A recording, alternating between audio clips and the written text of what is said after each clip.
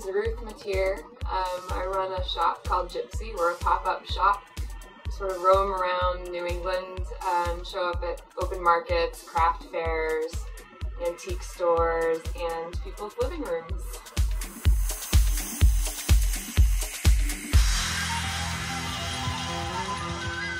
Lizzy's party. Lizzy Coley and I met at the Rhode Island Antique Mall. I have a booth there, and she was working there for a little while. We started talking about doing the party at her house then, and I met a couple of her friends and set up a Facebook event for the party, and we both invited people. Put a lot of information up there about what kind of items I carry and how the trades work at the house parties.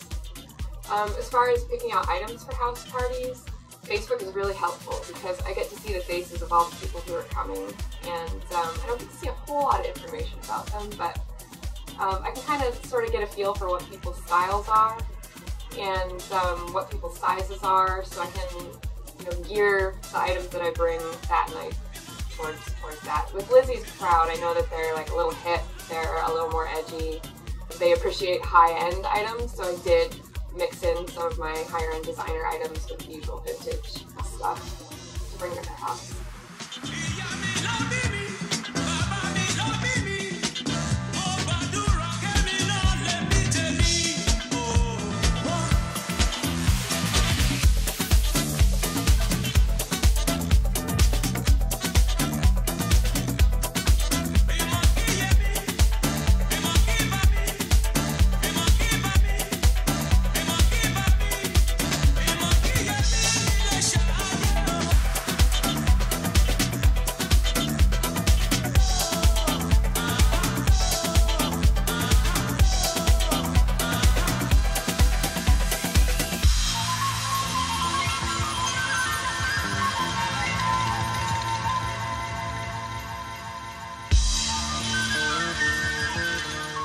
There's a little shop, I'm not going to tell you exactly where, but there's a little antique shop up in Vermont somewhere that I just happened to find, and most of my friends that live in that area hadn't even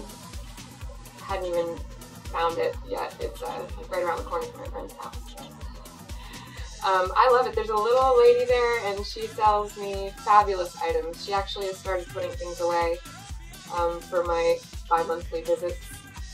I just go over and we hang out in her living room, and she pulls things out, and it's wonderful to hear all the stories about where she found them.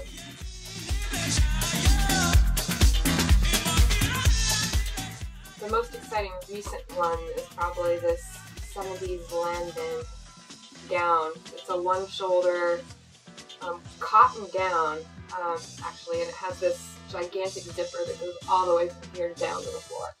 Gigantic metal zipper.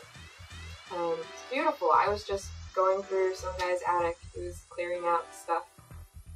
His mom had died years back, and he was just trying to clear out her stuff. And I guess she was a dancer in the 70s, and she had some wild things. But he had tons and tons of stuff, so I was just collecting a whole pile of things I was going to take, and I saw this brightly colored dress with this crazy pop art pattern, and I just kind of threw it over my arm and then kept throwing things over my arm. I didn't really even look at it too closely because I knew it was awesome and I knew I was going to buy it. And then, I went downstairs with all the things I'd piled over my arms and chit-chatted with the guy about how much for the whole lot I would pay. And then when I got home, I started going through things more carefully to see what needed repairs, and I try everything on just because I love clothes and I like to know how they'll fit. And if I can see how it fits me, I can usually judge pretty well how it will fit somebody else. So anyways, I started unzipping this dress and put it on, and there's a Lanvin tag right on the inside, and I just about died.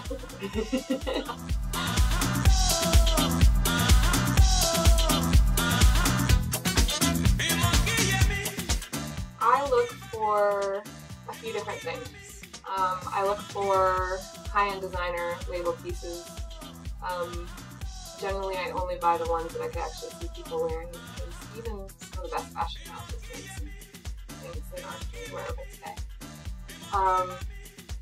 And that brings me to the next point. I try to buy vintage items that are on trend that people could actually wear. If I see a 70s velvet bright orange jumpsuit, well, I don't know, that's kind of awesome. I might actually buy that. But yeah, I try to stick to things that I could see people actually wearing according to today's trends. The midi length is coming back in, which is great because everything in vintage is midi length. Until the midi length trend, I've been shortening things. Everybody wants to wear little mini skirts. So I look for a mix of designer labels, older vintage pieces that I could see people actually wearing, and things that are all over the runways trend-wise. Like this past season, there was polka dots, things that have leather inserts. I've seen a lot of that lately. Accordion pleats, which have been in the magazines for a little while now. I'm glad they still are, because that's my favorite. Other things I look for are, I try to only sell real high-end designer items. It can be a trick sometimes. Some of the copies have gotten so good that it can be a trick telling if something was real or not. But there's clues that you can look for depending on each designer. Like Louis Vuitton doesn't actually line his bags in suede. So if you see a Louis that's lined in suede, it's not real, even though, you know, that's kind of a lot of extra high-end detail. He never did it. I actually took on a trade-in a pair of Manolos that I have over here, and these are a little bit of a conundrum to me. I can't figure out if they're real or not. For one thing, they've been resold. The funny thing is that they've been resold with a cat's paw plastic insert over the leather. Cat's paw used to be the top-end plastic piece to put right here, but they went out of business in the 70s maybe. And so shoe repairmen since then have been gradually getting rid of stock. So to me, that could mean that these shoes were made in the late 70s, early 80s. It's a slightly unusual label. The Manolo Blahnik, his name is printed without in a sans serif font, which means it doesn't have the little swirlies on the edge of the font. He does that on his bags, but I haven't before this seen shoes that didn't have the serifs on the label. But he did do the New York, London tag with the shoes. Another thing about these is, currently Manolo does not print the serial numbers on the inside of the shoe. Sometimes that changes over the years. You never know if back in the early 80s he did. So basically I'm going to have to call Manolo and actually have them go look through their archives to see if these are real or fake. Which is kind of exciting. This is that.